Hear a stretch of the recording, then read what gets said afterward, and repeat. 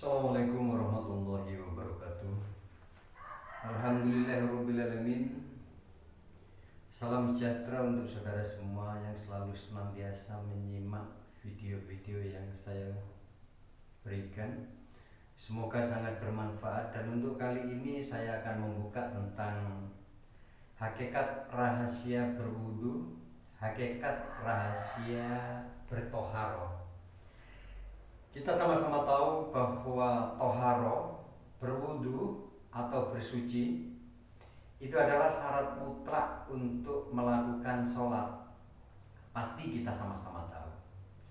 Dan banyak aturan-aturan dan gerakan-gerakan yang ada di dalamnya.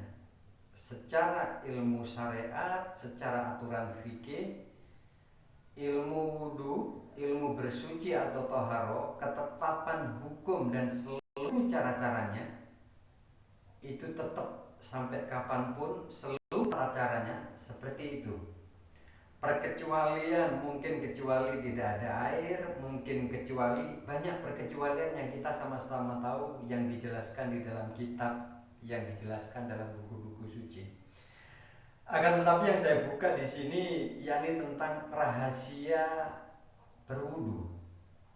Tentang bersuci itu rahasianya apa pada diri kita. Lalu kenapa tentang berwudu atau bersuci sendiri itu rahasianya kok betul-betul yang disebutkan oleh Rasulullah, yang diajarkan oleh Rasulullah, yakni seputar tentang indera, seputar tentang penguat pijakan. Jadi kita sebagai umat muslim, kita sebagai umat tauhid, kita sebagai orang-orang yang belajar tentang kemakrifatan, ini adalah wajib ain untuk kita ketahui. Artinya wajib ain bagaimana? Kita memiliki kewajiban untuk mengetahui tentang filosofi, tentang metafora, tentang iktibar rahasia wudhu itu sendiri. Bersuci kalau kita pahami secara umum, ya hanya bersuci-suci seperti itu. Kita mau melakukan sholat, kita melakukan toharo, jadi seluruh gerakannya sesuai dengan fikih, maka di situ hukumnya apa? Syah wudunya. Tetapi andai kata kita jelaskan, kita rinci secara jauh, ilmu itu ada pemahaman ilmu yang bisa diterima oleh ainul basiro. Ilmu itu ada kalanya ada yang bisa diterima oleh apa? Hakul basiro. Ada kalanya ilmu itu hanya bisa diterima oleh tubuh fisik atau pikiran manusia. Tapi ada kalanya ilmu-ilmu itu yang untuk mengisi tentang relung-relung yang ada di dalam mata hati. Pengetahuan ini tak pelak menjadi kebutuhan siapa? Kebutuhan para pencari Tuhan, merupakan kebutuhan untuk mengisi rasa ingin tahu bagi siapa? Kalangan orang-orang yang mempelajari tentang ilmu tauhid. Apa yang saya sampaikan ini tetap seperti biasanya komitmen seorang ewa, tidak ada tendensi di dalam apapun. Saya hanya berbagi, siapa tahu bermanfaat. Dan apabila apa yang saya sampaikan ini nantinya tidak memenuhi selera saudara, alangkah indah kalau kita sama-sama diam, karena ini berbicara tentang kemakrifatan, berbicara tentang pemahaman.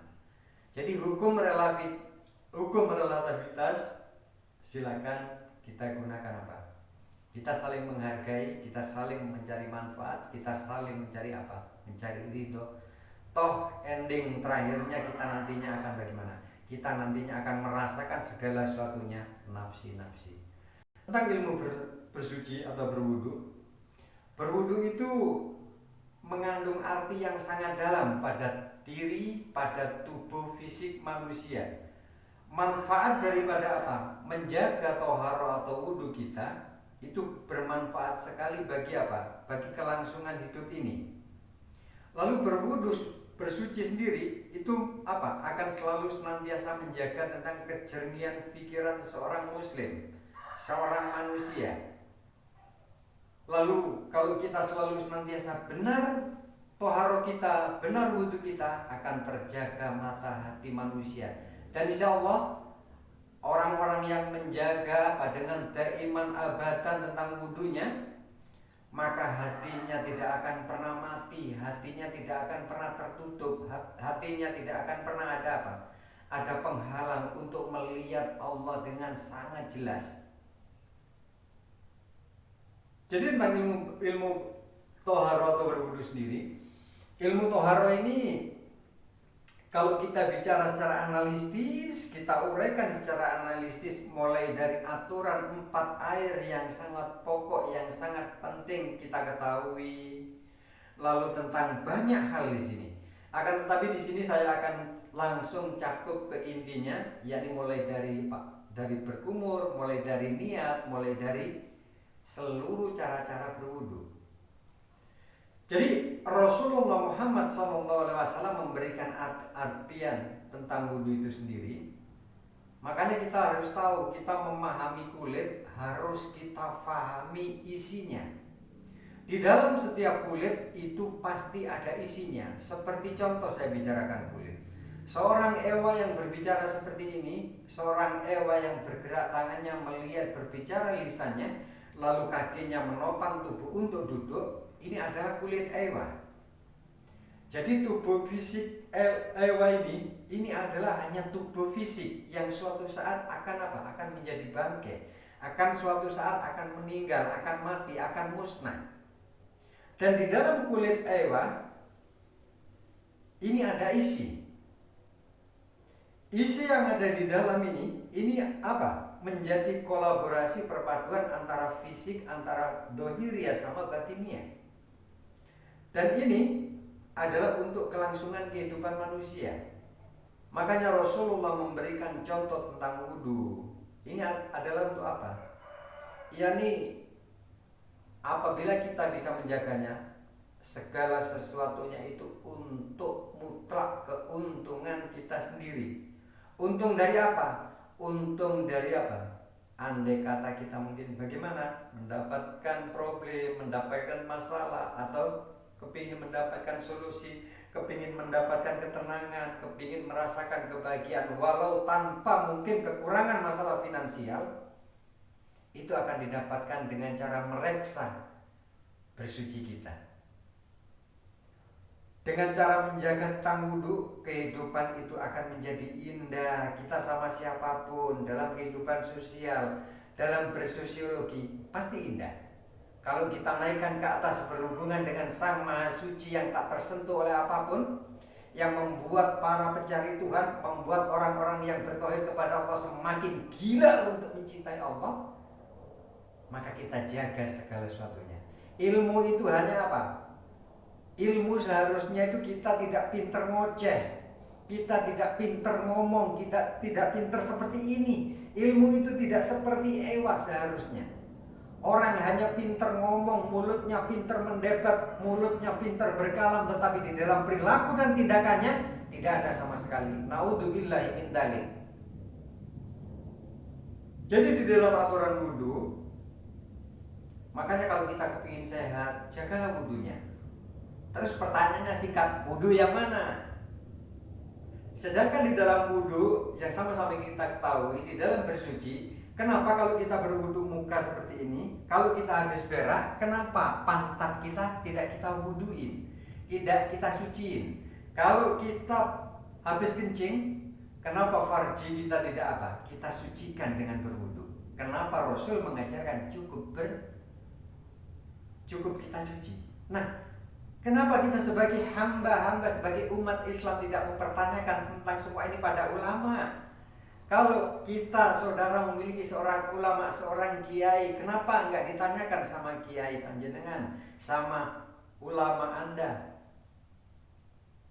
Kita jadi umat Islam untuk tahu cerewet itu halal, akan tetapi cerewet yang apa? Yang tetap terjaga di dalam kode etik yang dibutuhkan. Jadi Ewa mulai membahas, menguraikan tentang wudu, langsung Ewa masukkan ke dalam setiap intinya.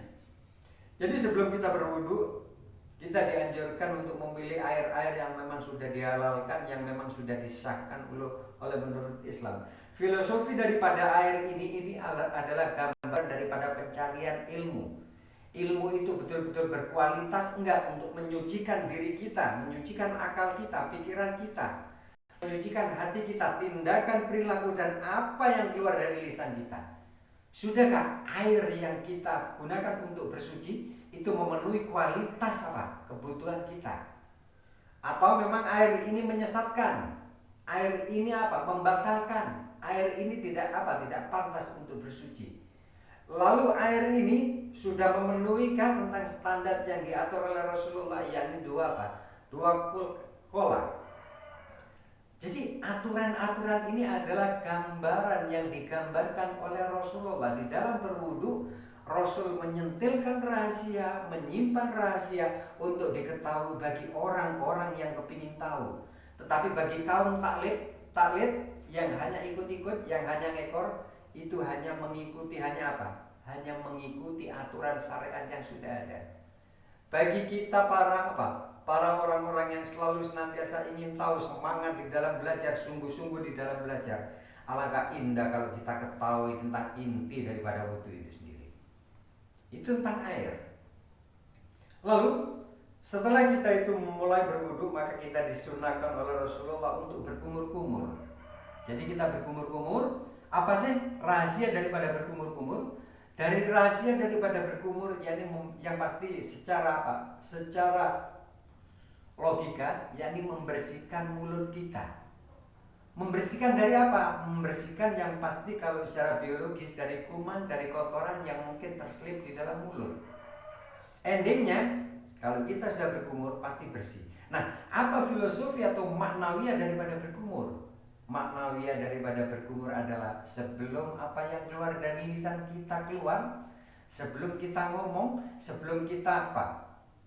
Menyimpulkan sesuatu, sebelum suara kita sampai kepada orang lain, alangkah indah kalau apa yang keluar dari mulut kita, dari lisan kita, itu semuanya kita pikirkan, semuanya kita apa? Kita pikirkan, kita renungkan, kira-kira apa yang saya kumurkan, apa yang keluar dari lisan saya, itu menyakiti orang lain, menyinggung orang lain, melukai perasaan orang lain, kira-kira seperti itu atau enggak? Makanya di sini manfaat daripada berkumur alangkah indah kalau mulai dari bangun tidur sampai kita tidur lagi, dan seluruh aktivitas eksistensi di dalam jeda itu kita praktekkan dalam sisi kehidupan kita. Setiap mau melakukan tindakan apapun, kita alangkah indah kalau berkumur. Itu kalau kita berbicara tentang berkumurnya apa? Mulut fisik. Bagaimana kalau berkumurnya itu kita masukkan ke dalam berkumurnya apa? Yakni lisannya pikiran. Karena pikiran, apa yang keluar dari pikiran itu kadangkala penterjemahnya diterjemahkan oleh lisan manusia. Lalu lisan manusia itu bisa juga apa? Diterjemahkan melalui tindakan, perilaku, dan perbuatan. Bagaimana dengan apa? Dengan lisannya hati. Dari lisannya 7 tingkatan jiwa yang ada pada diri. Bagaimana lisannya seorang imam yang ada di dalam apa? Segumpal daging yang ada di dalam dada manusia. Segumpal daging yang ada di dalam diri setiap ewa dan saudara itu penentu kita menjadi manusia pecundang atau tidak. Kita mau menjadi manusia telasu atau tidak, itu tergantung segumpal daging yang ada di dalam dada. Itu tentang berkumur. Lalu yang kedua, sebelum kita memulai wudhu, kita disunahkan, dianjurkan oleh Rasulullah untuk apa? Untuk mencuci hidung. Jadi mencuci hidung sambil seperti itu. Apa sih filosofi atau maknawiyah atau isi daripada kita itu membasuh-basuh hidung? Jadi kita membersihkan lubang hidung, pasti secara logikanya kalau kita seperti itu pasti kita bersih. Jadi kita berbicara tentang filosofi atau iktibar daripada hidung. Jadi sering saya sebutkan bahwa diri ini adalah ayat-ayat yang disematkan oleh Allah di dalam diri. Ayat-ayat pada diri ini hanya difahami oleh orang-orang para pencari. Alat-alat, seluruh indera, seluruh organ, seluruh fisiologis, seluruh triliunan sel-sel saraf di dalam diri ini adalah ayat-ayat bagi setiap diri. Yakni merupakan sunnatullah, merupakan apa? Merupakan pemikiran, perenungan yang harus difahami oleh setiap manusia, setiap umat Islam, setiap orang-orang yang notabene mengaku tauhid.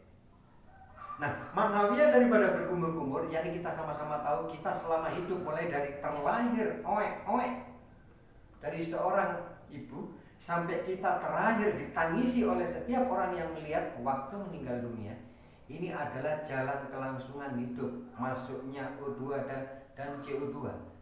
Jadi ini adalah gambaran hidup. Filosofi sinonim daripada gambaran hidup ini adalah merupakan kebiasaan.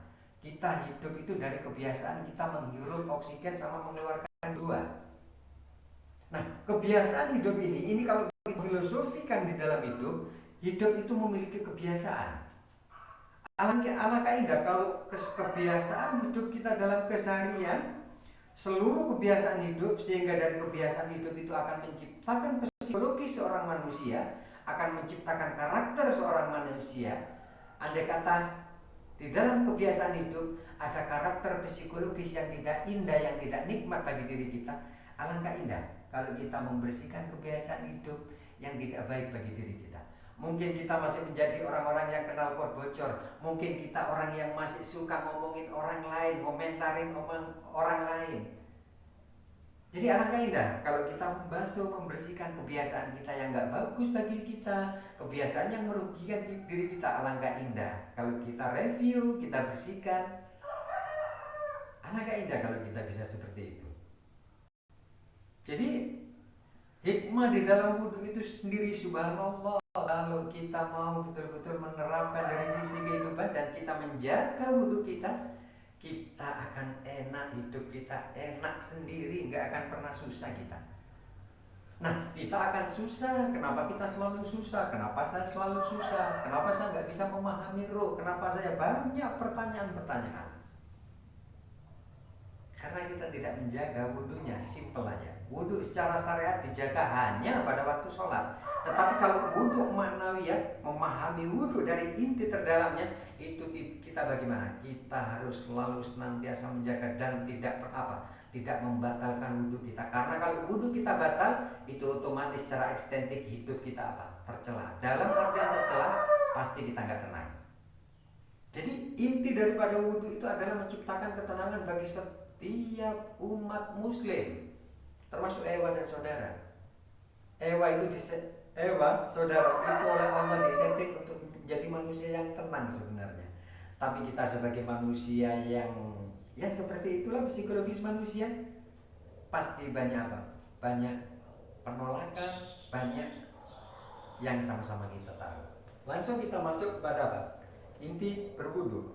Lalu setelah kita membasuh berkumur-kumur, lalu membasuh tentang hidung, kita masuk ke fase selanjutnya, yakni fase kita niat. Niat ini adalah penentu tentang tentang lurus hendaknya manusia, tentang benar hendak apa yang dilakukan, tentang ragu atau tidaknya. Apa sih innamal a'malu binniyat? Jadi setiap sesuatu itu tergantung niatnya. Setiap para pencari ilmu ketauhidan itu tergantung niat awalnya. Setiap kita makrifat itu tergantung daripada niatnya. Setiap kita bertakwa kepada Allah, melakukan ketaatan, seluruhnya tergantung dari niatnya. Rokib atid itu mencatat dari niat-niat manusia. Niat ini adalah merupakan bagaimana? Niat yang muncul, yang hadir dari pikiran atau hadir dari hati, itu akan menentukan tentang jati diri manusia. Kita mempelajari tentang ilmu ketauhidan, belajar tentang kemakrifatan, niat kita arahnya kemana? Kita mempelajari tentang ilmu meditasi, kita mempelajari tentang ilmu mukasyafah, mujahadah, tirakat, dan banyak hal tentang ilmu. Niat kita ke arah mana? Niat kita apa kepingin ternak jin? Atau niat kita hanya kepingin mujahadah dengan waridoka kepada Allah? Kalau niat kita hanya kepingin ternak jin, ngapain kita seperti itu? Jin kok diternak? Gitu loh. Kalau bisa seperti Ewa, jin itu diajak ngaji seperti sekarang ini. Murid-murid saya nggak punya memiliki murid manusia. Murid Ewa itu hanya murid dari kaum kalangan makhluk halus. Biarkan Ewa dikenal di alam goib, Ewa nggak dikenal sama sekali di alam nyata ini. Sama sekali Ewa Ewa ridho dan ikhlas kepada Allah. Tapi saya sangat salut dengan dengan kesetiaan murid-murid saya dari alam goib, alam sebelah. Sangat setia sekali untuk menyambung silaturahmi. Tidak seperti murid-murid saya yang memiliki wujud seperti manusia, hanya tai lasso aja seperti itu. Lalu setelah kita menata niat kita itu kita tata. Kalau niat kita tertata, kita akan bisa menyikapi cara-cara kita berpikir, kita tidak akan pernah ngawur. Kita akan bisa menyikapi seluruhnya, lalu tindakan perilaku kita akan tercermin di dalam yang keluar dari setiap innamal a'malu binniyat yang ada dalam diri kita. Lalu selanjutnya, setelah kita sama-sama tahu tentang niat, kita tahu selanjutnya mulai berwudu, kita membasuh muka. Membasuh muka di situ 3 kali. Kenapa membasuh muka 3 kali? Kenapa kita nggak tanya sama guru ngaji kita? Ustadz, Kiai, Tuan Guru, mohon maaf, saya kan orang awam, saya nggak ngerti tentang Islam dan nggak begitu tahu tentang Islam. Anda adalah seorang imam saya, Anda pembimbing saya, Anda guru saya, Anda yang maha tahu tentang ilmu. Saya mau bertanya, kenapa Rasulullah mengajarkan berwudu itu kok 3 kali? Kenapa nggak 1000 kali membasuh muka? Kenapa nggak 1 kali doang? Kenapa nggak 7 kali? Kenapa 3 kali? Kenapa seluruh urutan wudhu itu 3 kali? Jadi yang pasti di sini ada rahasianya di dalam aturan 3 khusus di dalam wudhu. Saya pernah membuka tentang rahasia matematika limit dan fisika kuantum. Jadi orang-orang tauhid itu harus tahu tentang apa itu fisika kuantum, apa itu matematika limit. Di dalam pembukaan rahasia 3 setiap aturan berwudu ini ada makna rahasianya. Seperti alam secara singkat kita simpulkan secara global, alam kita melewati alam 3 di dalam kehidupan. Kalau kita rinci memang di sini banyak alam yang kita lewati. Kita pernah hidup di alam apa? Hidup di alam kandungan seorang ibu. Kita sekarang masuk di alam apa? Di alam dunia seperti ini. Lalu kita akan pulang ke alam apa? Sinonim daripada alam roh yang dulu pernah kita tempati. Lalu manusia yang diciptakan yang pertama kali, makhluk yang diciptakan di jagat kerajaan surga sana dulu, yakni siapa? Yang tercipta dari api, yakni iblis. Yang kedua adalah yang dari cahaya adalah malaikat. Lalu yang tercipta dengan kun fayakunnya Allah dari tanah, di situ diciptakan Hawa. Maka ada 3 jenis rahasia tentang penciptaan malaikat. Lalu tentang makhluk yang diturunkan ke bumi, di situ makhluk apa? Memiliki 3 huruf filosofi dari alif dal mim yakni Adam. Nah, pemahaman tentang 3 di sini Al-Qur'an kenapa di situ 3 juz, sedangkan 3 juz itu memiliki 3 dan kosong. 3-nya apa, kosongnya apa? Sama halnya seperti filosofi angka 3 di dalam buku. Maksud dari penyucian angka 3, penyucian yang pertama adalah penyucian tentang fisik tubuh manusia, dijaga tentang casing manusia, itu terjaga bagi orang-orang yang mungkin notabene seperti itu. Tapi kalau bagi Ewa tidak pernah sama sekali menjaga tentang fisik Ewa. Ewa mau dianggap orang nggak dianggap orang terserah. Ewa hanya apa? Ewa hanya seperti itu. Jadi inti yang pertama itu menjaga fisik dohiriyah. Jadi fisik itu selalu dijaga dengan kebersihannya, dijaga dengan pasti saudara banyak tahu. Lalu yang kedua menjaga tentang apa? Menjaga tentang pikiran manusia. Wudhu yang kedua adalah, yang pertama wudhu yang dijaga adalah bersucinya fisik. Lalu bersuci yang kedua adalah bersucinya pikiran. Karena dari pikiran nanti akan tercermin kepada lisan manusia, kepada tindakan manusia, kepada seluruh dohiriyah perilakunya. Lalu yang ketiga disucikan ini apa? Yakni tentang mata hati, tentang batin. Suci yang pertama adalah dohiriyah yakni kulit. Suci yang kedua yakni masalah apa? Pikiran. Pikiran di sini ada nafsu. Di dalam nafsu kita apa? Kita wudhuin, kita sucikan. Lalu yang selanjutnya bagaimana? Tentang mata jiwa, yakni pencarian tentang ilmu kemarifatan. Itu alangkah indah kalau pencarian tentang kemarifatan kita itu kita sucikan sebelum kita betul-betul mencari tentang Allah. Lalu membasuh muka, filosofi dari membasuh muka di sini yang pasti bagaimana? Membasuh muka di sini pasti apa? Kalau kita itu kan tidak bisa lepas dari bergaul. Kita tidak pernah terlepas dari kehidupan bersosiologi. Kecuali Ewa sama sekali nggak mau bersosiologi sekarang. Biarkan Ewa sendiri dia. Kalau inner beauty yang ada di wajah, aura yang ada di wajah setiap manusia, ini contoh kita gunakan hukum logika. Kalau umpama Ewa tiba-tiba ketemu dengan saudara atau ketemu dengan orang lain, saudara begitu ketemu dengan Ewa, saudara langsung seperti ini. dengan wajah senyum, dengan wajah enak dipandang. Saudara seperti itu. Lalu Ewa begitu ketemu saudara, itu Ewa langsung gini. Kira-kira menurut Anda enak nggak? Enak nggak? Nggak enak. Makanya di sini manfaat daripada membasuh muka di sini adalah kita harus selalu senantiasa menunjukkan apa? Aura yang ada pada diri. Kita tebar tentang senyum. Rasulullah mengajarkan senyum adalah bagian dari ibadah. Memberikan aura positif kepada siapapun itu adalah ibadah. Jadi maknawiyah daripada membasuh muka intinya silakan saudara kembangkan sendiri selanjutnya nantinya. Yakni kita setiap bersosiologi, setiap apapun, bahkan nanti ini setiap kita itu mau lurus bermujahadah kepada Allah, lalu kita masukkan kepada diri. Makanya tentang wajah, yang pertama wajah ini kita terapkan kepada kehidupan sosial. Lalu wajah ini kita apa? Kita naikkan, kita berhadapan dengan bermahabbah kepada Allah.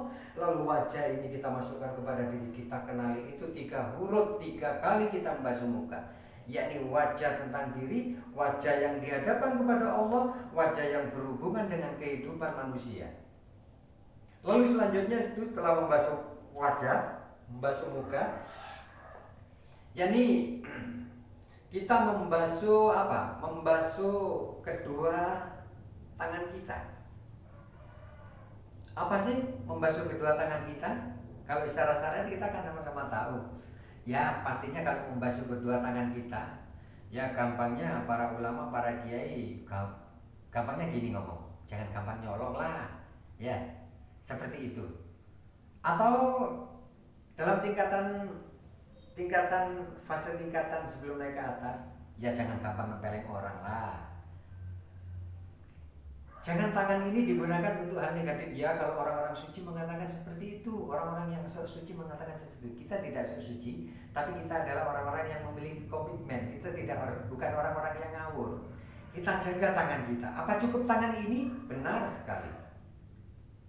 Lalu kalau memang dibasuh 3 kali, tangan yang mana lagi? Ingat, di dalam pikiran banyak tangan-tangan. Ada ribuan tangan-tangan, seperti tangan Naruto bisa berubah jadi 1000 tangan. Kenapa? Tangan-tangan yang ada di dalam pikiran yang menciptakan angan, hasrat, kemauan, ego, amarah, emosi. Lalu banyak hal di situ. Kenapa tangan-tangan yang ada di dalam pikiran kita tidak disucikan? Bagaimana cara menyucikan? Yang pasti tidak dengan air maujud, yang pasti dengan air apa? Dengan air ilmu. Ilmu yang bisa menyucikan tentang apa? Yang bisa mensucikan tentang tangan-tangan yang ada di dalam cerebrum manusia. Makanya untuk selanjutnya mencuci tangan yang ketiga bagaimana? Yakni membersihkan tentang apa yang ada di dalam mata batin. Di dalam mata batin banyak tangan-tangan. Apa tangan-tangannya? Yakni jiwa manusia. Mulai dari jiwa mulhama, jiwa uluhiyah, jiwa syahwat, jiwa robaniyah, lalu jiwa hububiyah, jiwa amarah. Banyak jiwa-jiwa di dalam sini. Pemimpinnya adalah siapa? Akal manusia, yakni setiap diri. Makanya langkah indah kalau bersuci kita terapkan di dalam kehidupan, keindahan akan apa? Akan kita dapatkan. Hidup ini tidak akan pernah muyek, hidup ini tidak akan pernah terjadi saling tengkar, saling tonjok kalau kita bisa menjaga tentang apa? Bersuci kita, wudhu kita, toharo kita.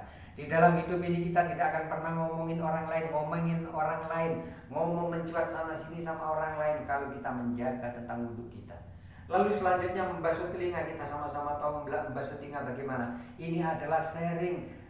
Silakan di-sharing, silakan diteliti setiap apa yang kita dengar. Kita mendengar dengan apa? Ilmu sama kita teliti. Kalau Anda saudara mendengarkan seperti apa yang saya sampaikan, silakan diteliti, silakan di-sharing, silakan kita gunakan perenungan benar enggak yang disampaikan.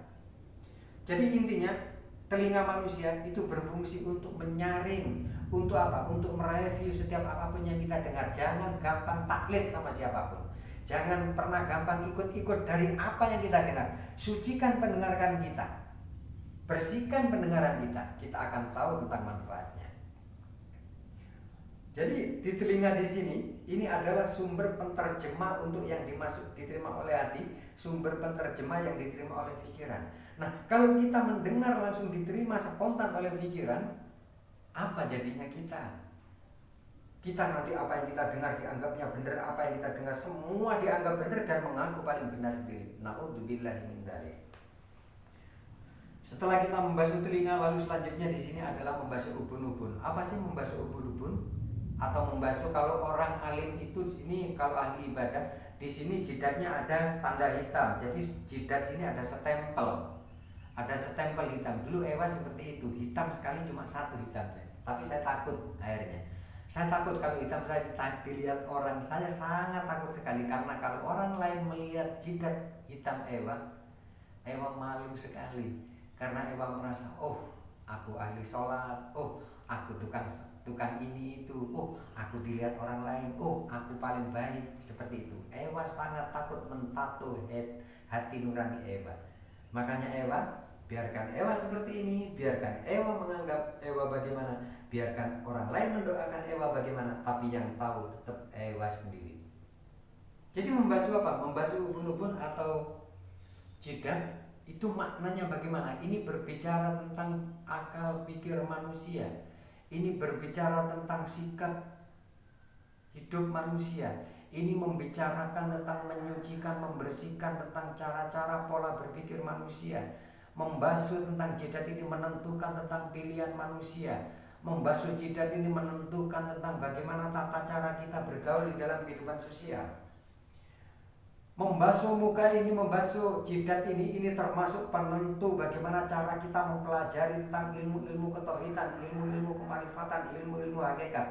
Kalau jidat kita tidak basuh dengan air wudhu, maka bisa dipastikan kita akan sesat kalau kita nggak bisa memahami dengan benar. Itu adalah tugas akal. Kalau tugas akal kita bersihkan, akal selalu kita sucikan dengan air. Kalau secara syariat yang pasti air yang sudah disahkan. Tetapi kalau kalau kita tidak sucikan dengan air ilmu yang benar, maka dipastikan di situ bagaimana? Saudara pasti tahu tentang jawabnya. Jadi intinya membasuh tentang jidat hitam. Makanya kita pernah kecil, tatkala kita bayi dulu atau kita melihat bayi di dalam ubun-ubun sebelum umur sekian tahun, itu ubun-ubunnya masih lembek, masih seperti kulit biasa. Diginikan masih lembek sekali.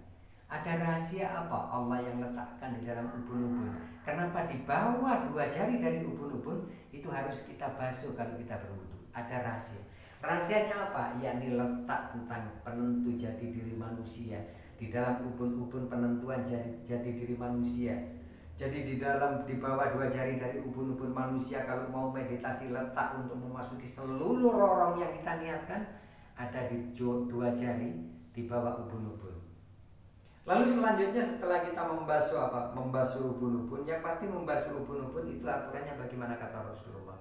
Iqra, belajarnya walaupun sampai di hadapan yang lain. Belajarlah sejauh mungkin sampai ke negeri Cina. Lalu selanjutnya setelah membasuh kedua tangan, yang terakhir membasuh kaki. Bagaimana membasuh kaki? Menjaga arti maknawiyah terdalamnya, yakni menjaga setiap langkah dan tindakan perilaku kita, menjaga langkah-langkah pikiran kita, menjaga langkah-langkah berhubungan sosial, menjaga langkah-langkah di dalam bermujahadah, bertakwa kepada Allah, menjaga seluruhnya, menjaga di dalam ilahi anta maksudi waridoga matlubi, menjaga di dalam keikhlasan. Itu adalah maknawiyah daripada berwudu. Silakan saudara renungkan secara jauh. Ewa yakin saudara pasti tahu tentang rahasianya. Jadi untuk kali ini itulah hidangan kuliner yang Ewa persembahkan untuk saudara. Semoga persembahan kuliner ini sesuai dengan apa? Sesuai dengan nafsu makan panjenengan, sehingga merasa nikmat. Bagi panjenengan yang tidak selera dengan hidangan Ewa, alangkah indah kalau kita sama-sama menghargai, karena tingkatan kemarifatan, tingkat pemahaman seorang itu hukumnya relativitas. Anda marifat, saya seperti ini, silakan kita saling menghargai, menghormati. Paling-paling kalau kita ambil kesimpulan benang merah gampang kok. Ewa tidak pernah kenal saudara, saudara pun tidak pernah kenal Ewa. Alangkah indah walaupun kita tidak saling bertatap, tidak pernah saling kenal, alangkah indah kalau Ewa dengan saudara saling memberikan apa? Memberikan keindahan di dalam hidup. bukan memberikan apa, memberikan duri-duri dalam hidup. Dari Ewa Kultur saya akhiri, banyak-banyak terima kasih atas peran dan partisipasi saudara. Semoga panjenengan selalu senantiasa dalam rangkulan dan cinta Allah sampai akhir nafas kita nantinya.